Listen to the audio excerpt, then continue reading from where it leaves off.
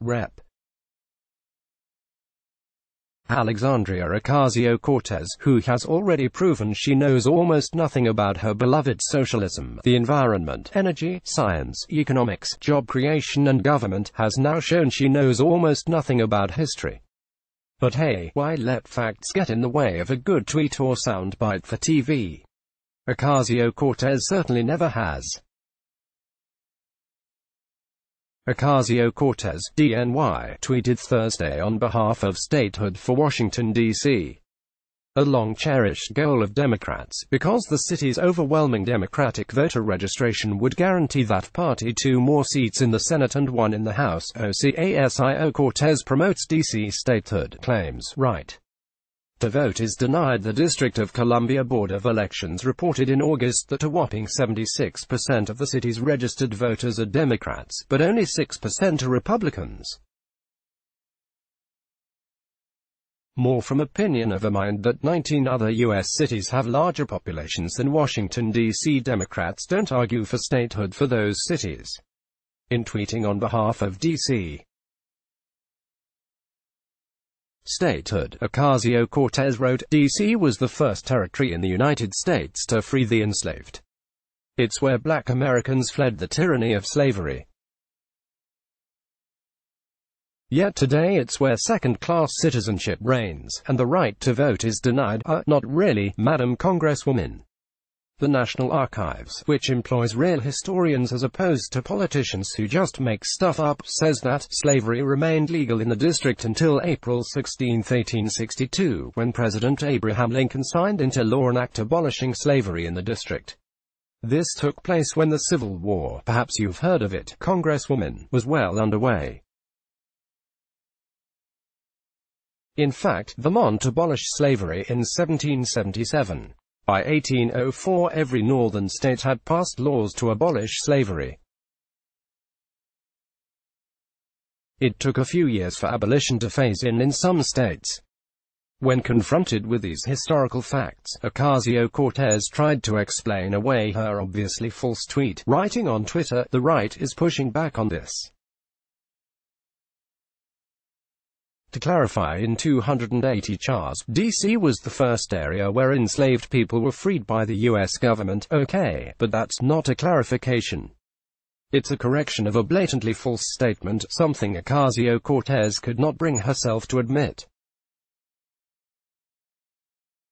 Ocasio-Cortez also stated falsely in her tweet that the right to vote is denied to residents of the nation's capital.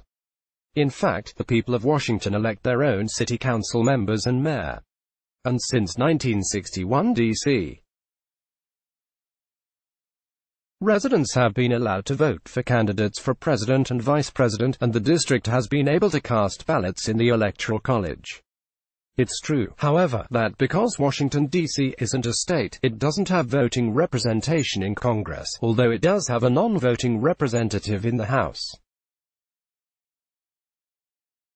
But that's a far cry from claiming D.C. residents are second-class citizens who don't have the right to vote. It would take a book to list all the false, and frankly ridiculous, statements Ocasio-Cortez has made in her meteoric rise to media stardom. Why are Ocasio-Cortez's ignorance and false statements about slavery and the lack of voting rights for residents of Washington important? Because they illustrate her cluelessness and dishonesty, if she actually believes the nonsense she is peddling about a lot of other things.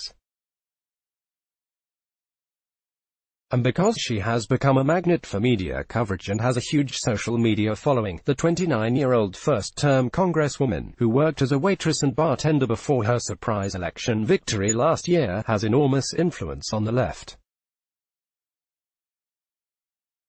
Some of her enthusiastic supporters even want her to run for president after she turns 35, the minimum age for a president set in the Constitution.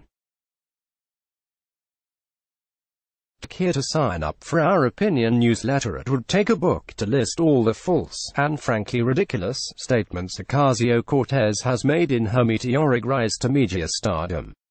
For example, she has come up with the Green New Deal to fight climate change and restructure our entire society to bring about a socialist revolution.